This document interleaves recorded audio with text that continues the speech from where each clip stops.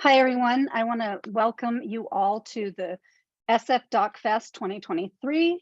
And we are so fortunate to have with us the director of Love, Charlie, Rebecca Halpern, and Lisa Ehrlich, his first wife and wine connoisseur. Is that right? Did I get that right? No.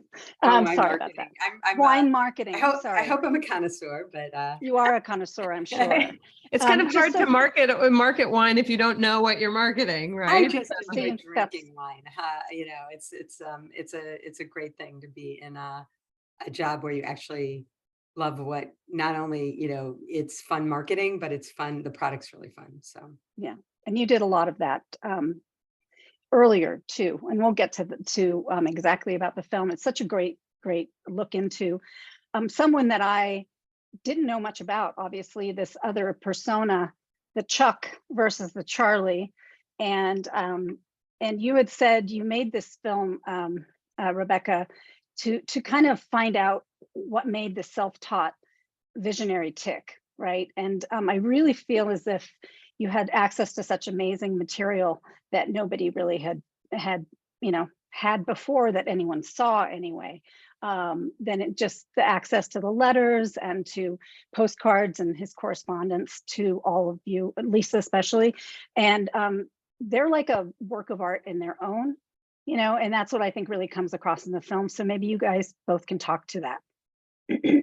Well, whenever we set out to make a documentary film, the first questions we ask is, what are the archival materials that we have available to us? What photos, what home video footage, what other correspondence, journal entries, anything else that we can use to help tell the story.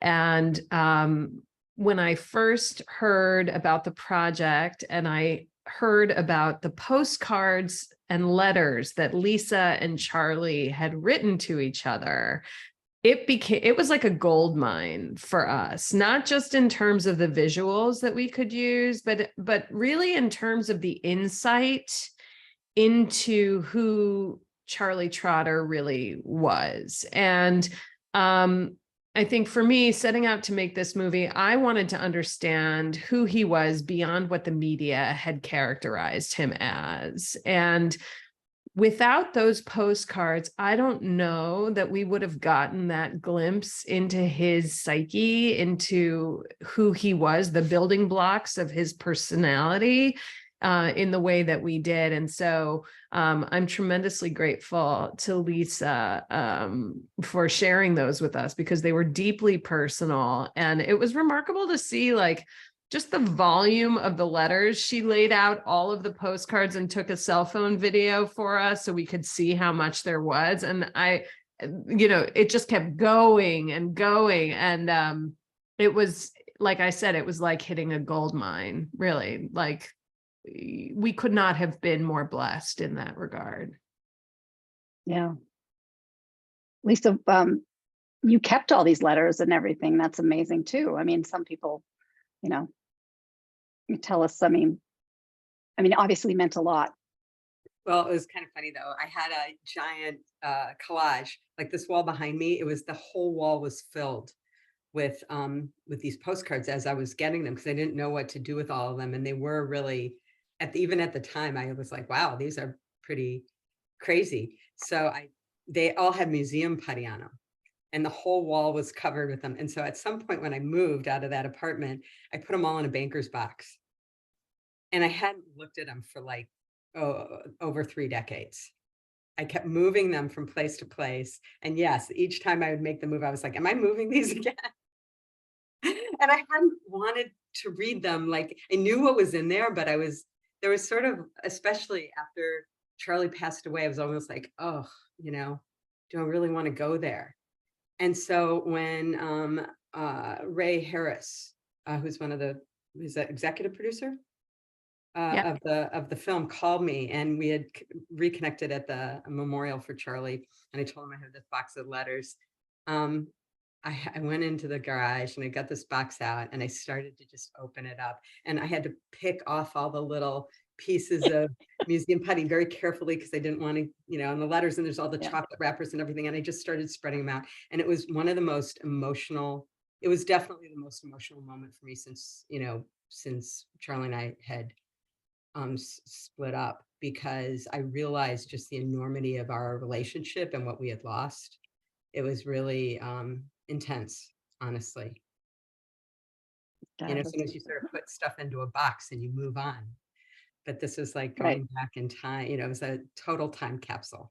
And I realized at the time when I opened the box up that it was important that I share the letters. And I knew deep down that the letters were a journal, very personal journal of Charlie's, and that I was, privileged to have him share all that with me. And that, the letters in a way told their own story. So I've become a big documentary buff. I watch a lot of documentaries, and I've been going to these film festivals. It's amazing. They're so much fun. But one thing I think is really unique about this film is just how there's this narrative of these letters. And so we're getting a personal insight into his, where he was a young person with all this promise ahead of him, who came up with some really unique takes on the impact he wanted to make in the world. Yeah. And I think, Rebecca, you use this great treasure trove, I think with a lot of care, and so that those are deeply personal, Lisa, like you say, and that they are then given to all of us watching the film in a responsible and very sensitive way, I think. And, I think he comes through as Chuck, and then so it helps so much seeing the transition to Well, when he thank you. becomes. Yeah, I mean, if we didn't have the postcards, I don't think the narrative, the transformation from Chuck to Chef Charlie Trotter would have been nearly as effective. It would have been something that we told as opposed to something that the audience experienced. And above all, I felt like this movie had the potential to really give the audience an experience of what it was like to be this person.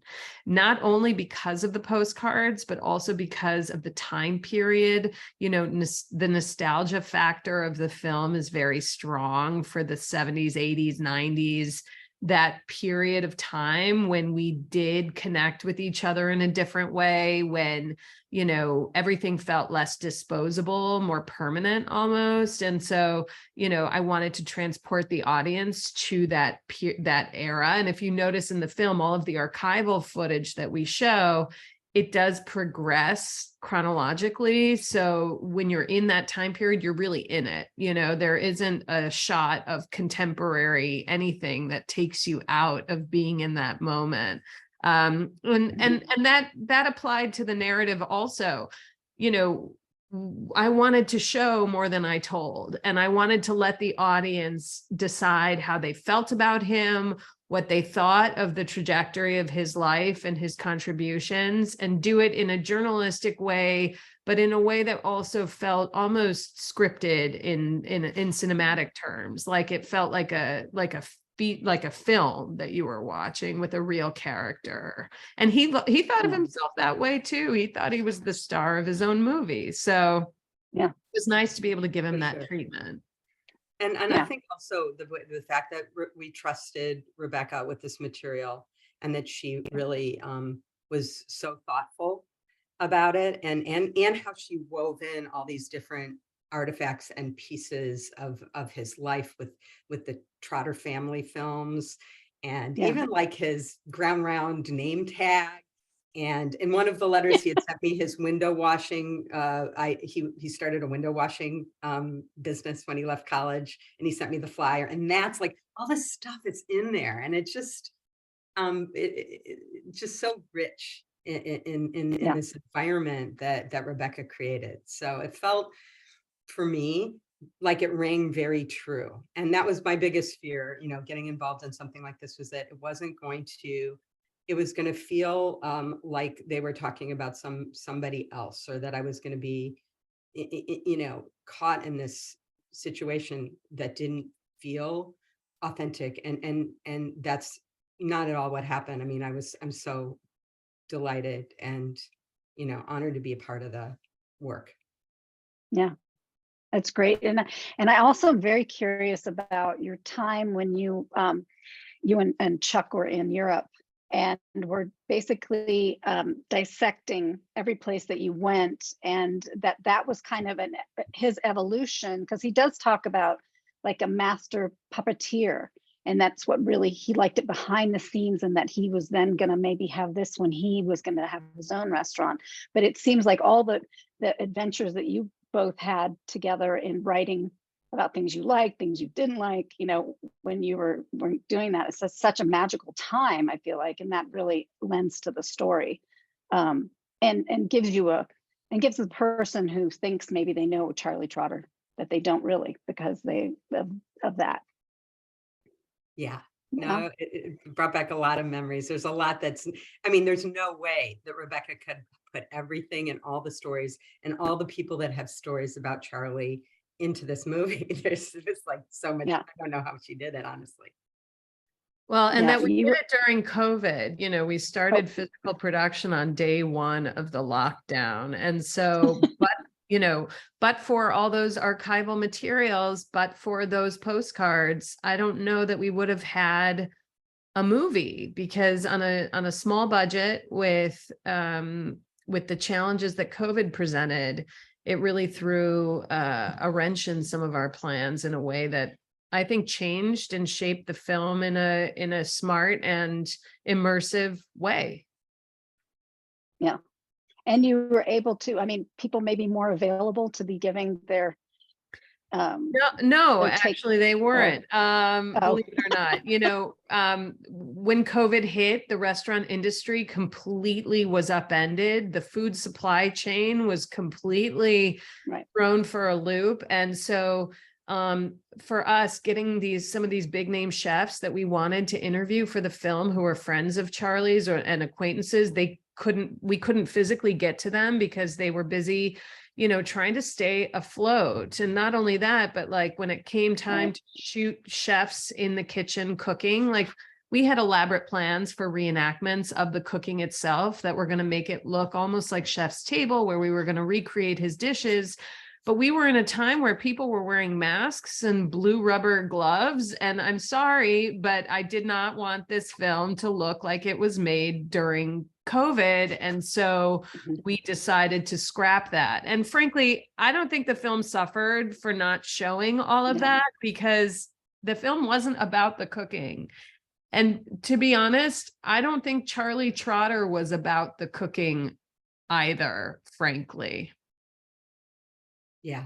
I think whatever he would have done would have been it would have been just a different version of Charlie Trotter's Restaurant, whether he had been a filmmaker or any other number of things that he could have aspired to do, a writer or whatever it was. There's a lot of different universes that I could see Charlie in, and they'd probably all be the same. The kitchen was his stage, and that was the medium that he chose to pursue wholeheartedly. But like Lisa said, he would have been amazing at whatever he put his mind to creatively. And he had the means to do it thanks to his wealthy family who supported him and saw his talent. Yeah. I think he saw that at some level. Honestly, it was an amazing gift, but also a burden. And he had sort of the proverbial chip on his shoulder, just because I think he felt like he needed to work even harder to kind of prove that it just didn't get handed to him. And when we opened the restaurant he was what, 25? I was 23, 2 weeks past my 23rd birthday. So it just, it wasn't like we had a blueprint or there was somebody looking over his shoulder and telling him what to do. He had to write his own script as he went along. Yeah. It seemed to be very much like his personality, and that he wanted to do that. But at 20, you got to figure it out too.